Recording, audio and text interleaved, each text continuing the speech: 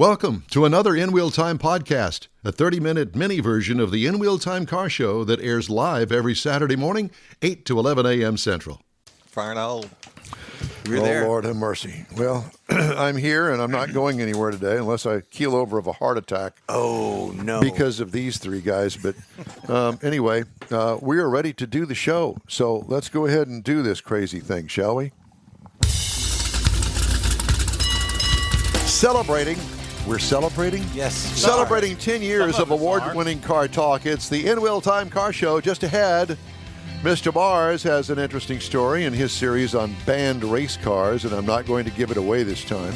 Autorama's Steve Green joins us with a preview of the upcoming show. Woo-hoo! Plus, we'll have the upcoming events calendar and today's news headlines, among other things. It's all just ahead on today's In Wheel Time car show. Howdy, along with Mike, Hairball Mars, King Conrad DeLong, Jeffrey, we need more, Jeff Zekin. Yeah. I'm Don Armstrong. Glad you could join us today. Hopefully the phone won't ring and I won't have to leave, because I understand that it was quite the scene here last week after I had to depart the premises. Push that way to put it. Let me push that button for you over there. Yeah. Don't touch it, because I had. You had to reset everything. Everything. Jeff had pushed every button and slid every slot. Totally destroyed it. It was some good stuff. We needed two audio guys to come in and fix it. Yeah, it was crazy. Bad. You know, the funny thing about it is, I rolled into the driveway right after the show was over with. Yep. Got a chance to debrief. Oh, yeah. It was decompress, I think, was more like it, wasn't Needless it? to say, we all got pay cuts. Yeah, pay cuts. That's what it is. I want to thank everybody that participated over there and all the good stuff. Specifically, the Women's Prison Bureau. They were texting and tweeting and things like that. And to answer the question, no, we don't do conjugal visits. And we're not. You stopped that last week. We're not going to do a live remote. So okay, well, just checking. Anyway, ever again. Well, apparently, Candace Thackeray actually called me on the telephone. No. She said, "Have you listened to listen to your show?" I said, "No, I've been a little bit busy with a real full-time job." "Oh my God, I've had to get the tissues out. I've been laughing so hard, I'm crying."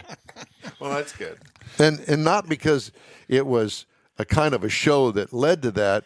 It was apparently the mechanical mistakes. Started that way. Yeah. As soon as that door closed. She wasn't laughing with us. She was laughing at us. Yeah, that's right. As soon as that studio door closed, it was... Well, Game on. it is game on now, Game on. and it's Thank you, game Mike. on for Autorama. couple of weeks Welcome away. back. And joining us now is Mr. Steve Green. So, Steve, it's good to see you, and thanks for joining us. So how long have you been setting up Autorama? How long have you been involved with Autorama? Oh. Buttons. No, that's not going to work, Steve, because we have no audio from you now. No audio. Something got better. Did you just switch that off? I did switch it off. Put him back on there. Okay, let's hear you now. All right, can you hear me? Yeah, we can. Tons better. Yeah. All right. It's that metal box that you put the phone in that doesn't really lend to broadcasting. All right. Okay. Now, I've been involved with the Houston show since 2010. Oh, really? Wow. Well, Yes. that's almost as long as we've been going out there. There's a vote of confidence. Well, yeah, exactly. I think that we... So how long have you been involved in Autorama nationally? Because I know Houston's one of the shows, but you guys are, you pop out in many cities. I mean, previously, before that, when the Millwinders ran the show, my truck club, we did the burnout contest at the show when they used to have it there. Yeah. So that's kind of got started in with the Autorama series.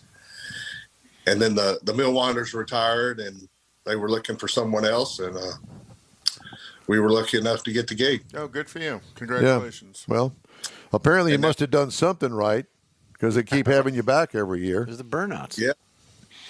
Well, I'm sorry? For them too. Say that We again? also run the Dallas Autorama. We run that for them as well. Okay. Very nice. I did not know that. Well, like I said, Autorama, they're, Pull that microphone closer. They pop in all different places around the country with different awards and stuff, too. What do they call the award up in Dallas? It's called the Fab Four, and the Dallas Diamond Award. Dallas Diamond, okay. So how many cars are you anticipating being there, and how long does it take you to load those in? Okay, here in Houston, total, we're going to have close to 500 vehicles under the roof. Wow. And, that includes different sections that we have. But we actually use 2 full days to move in all those vehicles. Yeah, Tuesday and Wednesday. And if you don't get there on Tuesday, good luck on trying to squeeze down those aisles and get your booth set up. Now, do you work with or are you part of when the vendors are there, all the folks that sell the trinkets and stuff. Trinkets and baubles and things? You got to work around them, or you work together on that? How does that? I also work with our commercial vendors. Okay. And so, we have all the car exhibitors come in one door, then we have the commercial vendors come in another, and I've got a set of guys here and a set of guys here, and we all get everybody placed. And so you do the floor plan to decide where everybody's going. Yes, me and a couple other people on the team, we work on that the week before. Are we next to Craig Bierman again this year? Yes. Thank you. Apparently, there's some sort of something going on there. I'm not exactly sure, because we always wind up next to him, which is just fine with us. Yeah, it works Matter great. of fact, the Speed and Sport chrome plating booth is going to have a couple of new vehicles in it. Okay. And I think that you're going to be impressed. One of them I haven't seen. But the bus will be there. The bus will be there. The bus is right. cool. That's the important thing. Yeah. But yeah, so we always love being close to Craig. So, Steve, does your floor print change a lot year to year? If you looked at kind of the blueprint of how you set the different sections up inside the show. Right. No, it basically stays the same. There's a lot of things we have to take in consideration. We have to make sure our aisles are at least 10 foot wide for emergency exits and, easy for people to get around. So it pretty much stays the same. With the 500 vehicles, is that an increase year over year, or is that pretty much standard? Well, they haven't had it in 2 years. Well, yeah, but previous to that, it was 400. That's pretty much standard. I mean, we have close to about 400 of them are in the ISCA part of the show. Mm-hmm. And then we have two separate sections, one for traditional rods and one's lowrider section. They kind of run their own show inside ours. Oh, is that okay? I didn't realize that. I'll tell you, that is some craftsmanship on the lowriders. I love wandering through there because there's generally something new somebody's doing, and everybody catches on. How many years ago was it etching the chrome became all of the thing, and that's some artistry, the work they do. Yeah, they can do some great work. Okay, so where are you? Are you still getting entries, or has that all pretty much been set? I have a ton of entries in, but I am still receiving entries daily. I'm actually headed out to a show after this and going to pick up more. Really? Yes. So is it a local show? Yes, it's just one up the road here in Spring. Gotcha. Well, what do you think is? I mean, have the Magnificent Seven already been set? No, they haven't been set yet, but that will be determined on Friday. This Friday? Well, the Friday of the show. Oh, okay. Oh, I see. But what about so what about those cars that are up front? All of those that are up front don't necessarily become part of the Magnificent Seven? No. No. So how do what do you base your criteria on to select those cars that are on the front row? Well, for me at this point, all the cars on the front row are the ones that are eligible for the Mill Wanderers Award, and that would be part of the Magnificent Seven. And who determines that? Those are the ISCA judges. I got you. All right. See, I mean, I don't know anything about this, but I just thought that's interesting. Well, and when you look at how they score it, there's also part of the score is the staging that they do for the absolutely. vehicle. Absolutely. Up and tilted and mirrors and spaced out. Yeah. It's a rarity that any of the Magnificent Seven are what I would call a floor car, but there was a couple of years ago, the guy with that green Suburban, his wasn't in a big elaborate display. But he was one of the Magnificent Seven, so that it is still eligible for anybody, even if they don't build a real complex stage to show the car off. Right. Okay, so there's the Magnificent Seven. Now, how do you decide where you're going to sprinkle the vendors throughout? Because it's not like some one major vendor section; they're scattered throughout the show. Right, and usually, when I sign up a lot of the big car restoration shops, I'll go sit down with them with a floor plan, and I'll say, hey, how big of a space do you need? And then we'll kind of pick out a part of the show they want to be in, and I'll put them there. And then, of course, we wouldn't put another builder right next to them. And then, we have all kinds of vendors that do different things, and then we just kind of spread them in, just around the show. Yeah, sprinkle them in, right. Kind of depending on how big a space they need and all that. Well, correct. And the show's kind of proven itself as valuable to the vendors because you have so many people return year after year after year. Oh, yeah, absolutely. I have a lot of the same vendors returning.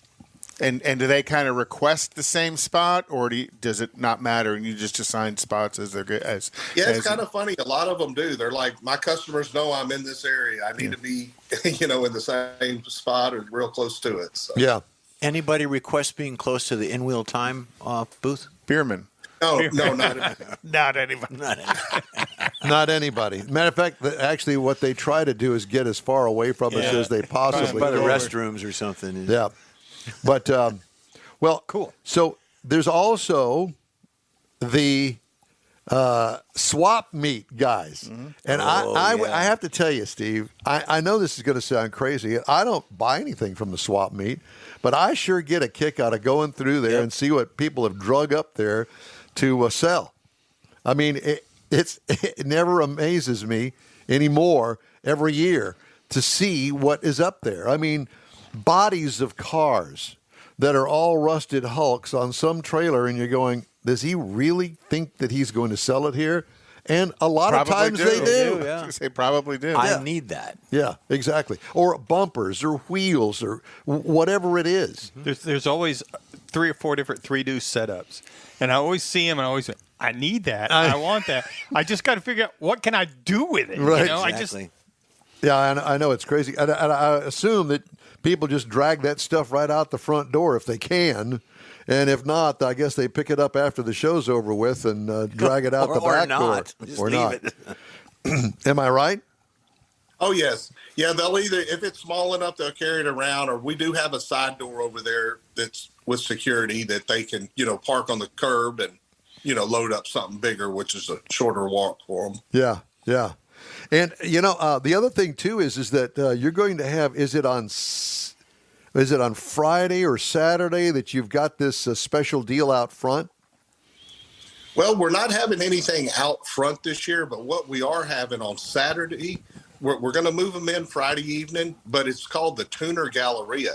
And what it is, we're looking to have about 200 import and domestic high-performance cars come in, and they're going to be on display all day Saturday, and then they're going to roll out on Saturday night. So it's something a little different. It's worked really well in some of the other towns we do the shows in, and so we're going to try it here in Houston this year. So where is it going to be if it's not going to be outside? We have one extra hall to the far left, Hall A, and where the auction used to be. Yes, sir. Where the auction used to be, that's where we're going to hold this. Oh, that'd be cool. Yeah, exactly. And for people that don't know, every car that is inside there has a minimal amount of gasoline in it. Oh, yeah, I remember. And the fire marshal is there to make sure that somebody doesn't bring in a full tank of gas. And the battery has to be disconnected, my personal opinion, improperly disconnected, because you don't want to disconnect the positive cable because that's the one that arcs, disconnect the negative. But, they write their own rules, and you got to have your cable in a little You bag. need to be on that committee or that No. board. Don't Yeah. get me Yeah, we could have you sitting on a stool going, yes, no, yes, yes. Conrad at In Wheel Time. Yeah. But so there are some rules that you have to go by to show a car in this thing. Yeah, absolutely. And that is what you mentioned, the main one, because those are the guys, after we get you in the building, those are the first ones you see are the fire marshals. For Yeah. good reason. Yeah. Well, I mean, let's minimize the risk. Let's just get them in there, and if you got to have gas to get out, then bring it in a 5-gallon jug to get your butt out of there and home. But don't be putting it in the gas tank before you get there. And they check. They check every car. Yep. They came back and checked mine a second time because I had the wrong cable disconnected on the battery. Oh, nice. Yeah, so that's why that was my pet peeve. Yeah. I'm like, no, this is the one you wanted. No, Well, yes, sir. I made the mistake of not really being conscious about the amount of gas in the Corvair the year that I showed the Corvair. They make you go so, drive it around. My God, I had to drive that thing for 2 hours around the George R. Brown to get it to suck down enough gasoline to get me back in there. And that's when it was getting 35 miles an hour. Yeah. We went around that same block so many times, somebody called the cops because they thought he was casing the joint. There you go. So, Steve, over your shoulder is a stunningly beautiful Chevy Blazer. I know it's yours. Have you ever showed it at Autorama? No, I did have it there one year, but not recently. It's too much work for me to show a vehicle And be at the and in control and work. Yeah, I believe me, I know. So we understand that truck got put into a magazine recently. Tell us a little bit about it. Yes, that's correct. I was up at a show in Fort Worth this past summer, and a magazine approached me, a photographer, CK Truck Magazine, and it came out this month. Well, what kind of truck is it? It's a 1972 Chevrolet Blazer. A Chevy Blazer.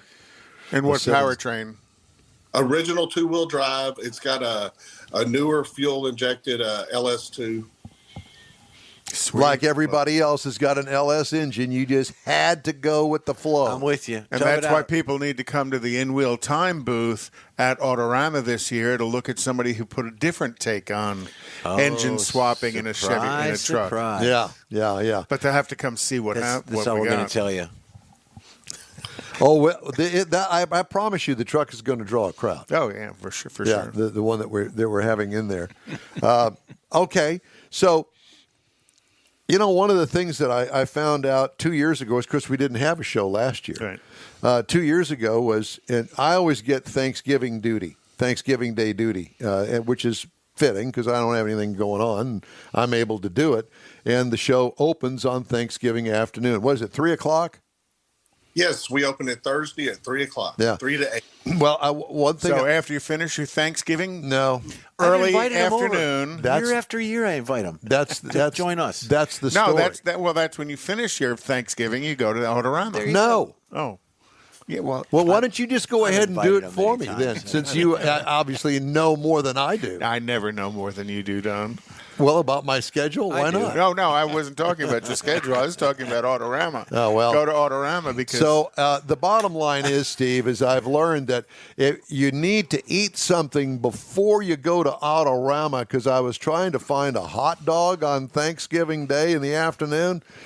No, can't do that, and they don't serve turkey dinners down there. So, They do at the Mission. you're right. Maybe that's where I should have gone.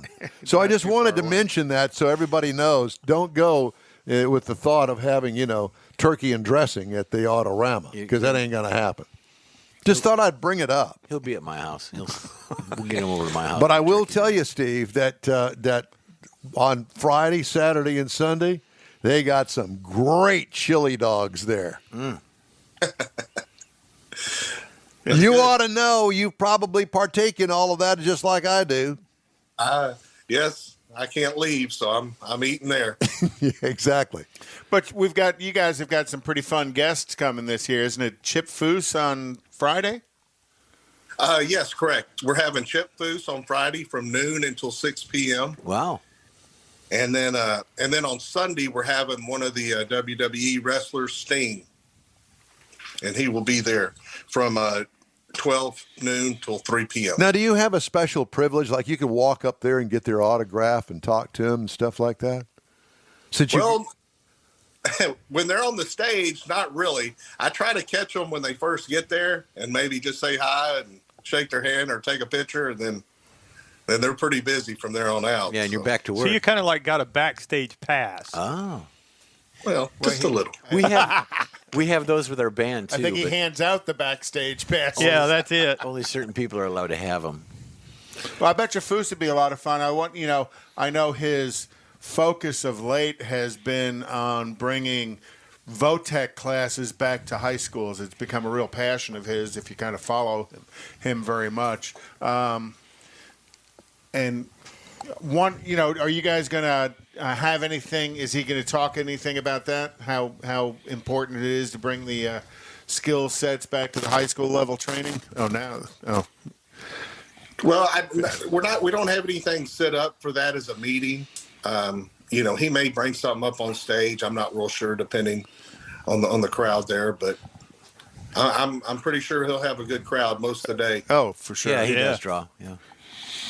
All right, so what is it that you would suggest a first-timer going to Autorama look for?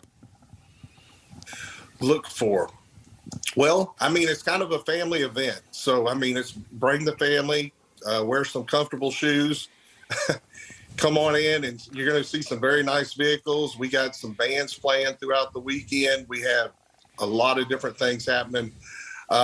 We have a Pinstripers panel jam going on. Oh, for yeah. charity. So, don't you sell those pinstripe panels at the end of the show to auction them off? Well, what it is, they're pinstriping throughout the weekend, and we have 2 auctions on Friday, 2 on Saturday, and 1 on Sunday.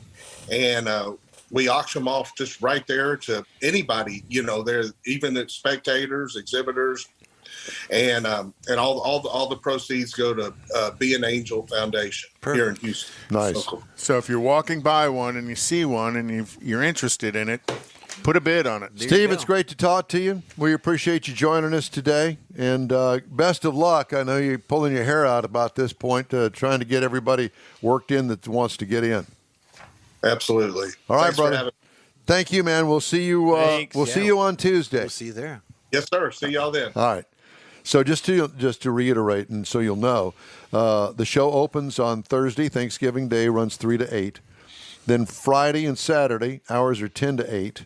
And then Sunday, the hours are 10 to 6 because they give off the awards at 6 o'clock in the evening. So general admission, $20 a person. Children 6 to 12, $5. Children under 5, free. Available at O'Reilly Auto Parts. You can get a couple bucks off of everything. Oh, so, perfect. Yeah. Anything for veterans or seniors, first responders? I don't know all that. I'm not the promoter. They go to O'Reilly's and get a couple of bucks off. Exactly. Okay. Just making sure you got it all covered. Okay. Time now for the events calendar. So again, No, it's not again. Well, some of the shows are repeated. Nifty 50s at Grogan's Mill, the Kemah Car Meet. They had one hell of a turnout for a trunk or treat. Oh, he always does. Randy always gets a huge turnout for Good trunk for you, or treat. Randy. It's not just the cars; it's the families that show up and wander around and get little treats. And some people really dress up their cars. And then today is Dull's Car and Truck Show. Dull's? Dull, Dulls, and it's at the Ark in Katy. It's at one of the church properties. Perfect. And that's from 10 a.m. to 4 p.m. today. Tomorrow, Speed Advocates is doing their Galveston cruise. Meet at 9 o'clock at the Flying J in Travel Center in Pasadena at 1305 Pasadena Freeway. Pass a get down, Dina. Pass a get down, Dina. There's a lot of J's. And then they're going to be leaving at 9:40, going out 225 and then 146 46 down to 45 and into Galveston. That's way too complicated. Well, just kind of letting everybody know the route. And, speed advocates generally, they'll get 100, 120 cars that will cruise like that. Well, now that everything's opening back up, there could be more. And then also Sunday is the food drive and car meet in Sinopolis. And that's up there at the Sinopolis Theaters in Tomball. And then Cars and Coffee, Aggieland Outfitters at 303 University is going to be tomorrow morning as well. Very good. Mr. Mars has the banned race cars, a series that he's been doing. So what's been banned today? So, well, what I wanted to talk about, I ran across this story about... Do you need two computers in front of you? Yes, I do. And that's a long story, but I'll not bore you. I can only imagine Yes, that we absolutely. really don't want to hear about, but go ahead. But tell us about your banned race car. So I ran across this story about a banned soapbox derby car. Okay. And I'm thinking, how can you get a soapbox derby banned? You know, cheat. a car banned. Well, so hang on to this one, Jeff. You So betcha. this is the picture of a modern-day soapbox derby car. Mm-hmm. It's fiberglass. It's got special tires and wheels on it. And, I mean, it comes in a kit, and you can buy it at 3 different levels. So the old idea that we may have used, which down here we don't because we don't have any hills, but, you grew up in Wisconsin, you may have ran into soapbox derby cars. There's actually an outfit outside of town here that we talked to a couple of years ago that they built a soapbox derby track so that people can do this, and it'll even go for adults. So anyway, so this is the track, and they've been doing this thing for years and years. But back in 1973, let's go to the next one. Because this is considered gravity racing. This is strictly gravity racing. You start from a dead stop and you go down the hill. This is a picture of one of the kits. You can buy the kit, the base kit, for $520, plus you got to buy the wheels and things like that to go on it. So back in 1973, let's go to the next one, Jeff. back when people built their own. No, you have to buy this kit. You can't build one from scratch anymore. This is a stock. It's got some. You can kind of see the difference in these classes. So go to and this stock class is for 9 to 13-year-old kids. So you go to the next class. This is the super stock, and now you're getting into a 9 to an 18-year-old kid that can be 6 foot tall, up to 150 pounds. These have got weight limits on them. Different kind of things. And this is the master class where you could be 20-year-old can get involved in this. And it's got some brakes on it, and it's got more complicated. But again, you buy these kits and you assemble them and you finish them with the wheels and the axles and things like that. Got to meet all these specs. So the idea being that everybody's basically the same. Okay. So we're ready to hear what was banned. Yep. So back in 1973, there was a young 14-year-old. His uncle built him this car right here. This is the layout of it.